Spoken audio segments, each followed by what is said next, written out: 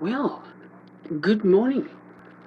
Well, I have put the bold shoes on to talk about the human soul. From what I can see, there is a lot to be discussed and many perspectives on the soul. It seems to me the views we have on the human soul in our modern psychology, which is supposed to treat of psyche, the soul, these really very scarce from what I can see. That said, you might ask, what has projection to do with the soul? How is it that we have these two concepts together in the same breath? It is because they're indivisible, inseparable. The one is the face of the other. So, is the soul life? Is it body? Is it this little hair here, which is a bit scarce up here? Is it my finger, my ears, my brain, my mind? Is it my body? Can I touch it? Can I see it? Is the soul consciousness, perception? What about intellect, knowledge? Or could the soul be the essence of all life forming? In our previous videos on the soul, we've indicated that the soul is the interforming medium, an aspect of the interforming media of all life. This is the connection with projection, which is very deep and very ancient connection. Is the soul wholeness? Is it an essence? In our first video, we said the soul is impartable and at the same time partable. But what does that mean in our terms today? Do we even have such a concept in our world today, in our, I want to say, psychology? Or do we seem to have only one kind of perspective on things? This mighty thing between our ears that so marvelously does computations of all kinds of complexities. Could the soul be love? What about hate? Anger?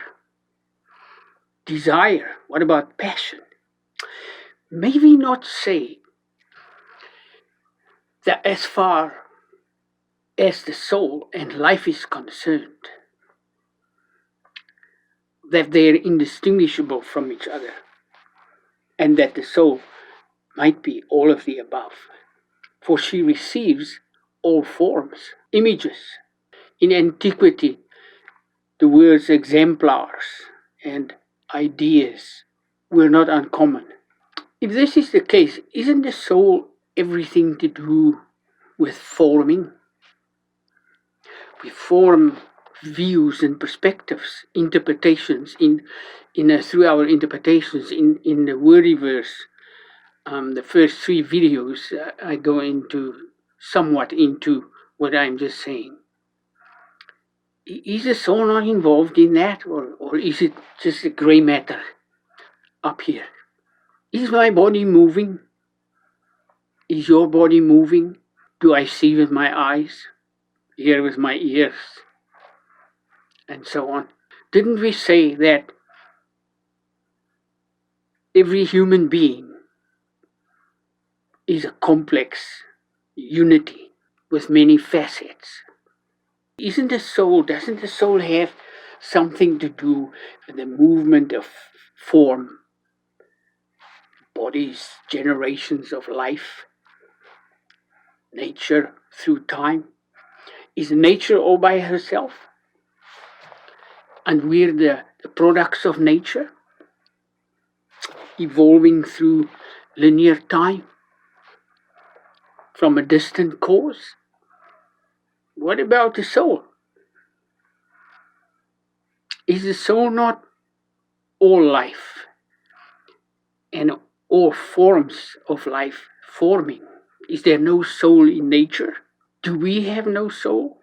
Is it emerging from infinitesimal, infinitesimally small brain structures, such as proteomics, in proteomics, where there's infinitely small topologies, energy curvatures that give rise to all the small structures in the brain, which produces an emergent and classical consciousness. Is that the soul? May we not say this, that the first life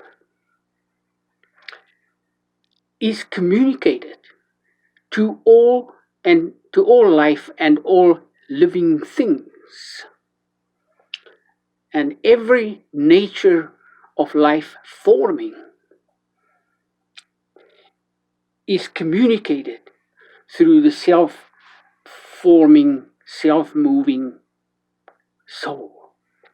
Is it not the soul who receives forms and moves them in herself?